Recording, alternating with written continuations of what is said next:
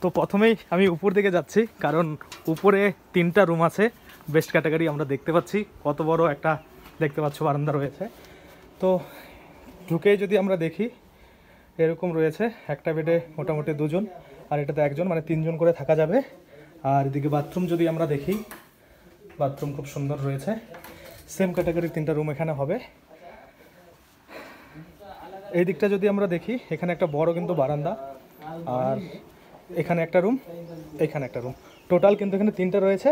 আর এটা হচ্ছে একটা বেস্ট জায়গা, কারণ এখান থেকে পুরো রিসোর্টটা কিন্তু দেখা যাচ্ছে। দেখতে পাচ্ছ এখান থেকে সুইমিং পুল, আরও যে রুমগুলো রয়েছে, এই যে মন্দির, সব কিছু কিন্তু এখানে দেখা যাচ্ছে। তো ওই রুমটা রয়েছে, ওটা নাকি হানিমুন কাপলদের জন্য বেস্ট হয়। তো যাই হোক, যারা ওটা বুক করতে যাও ওটাও করতে পারো। তারপরে ওই যে নিচে ওখানে দেখতে পাচ্ছ রসোই, ওখানে রান্না টান্না হয়। তারপর ওখানে দেখো একটা পার্কের মতো জায়গা, ওখানে বসতে পারবে, আড্ডা মারতে পারবে। তারপর ওই যে 3টা রুম আছে, ওই লাস্টের রুমটা আমাদের আজকে আছে। তো চলো নিচের দিকে যাওয়া যাক।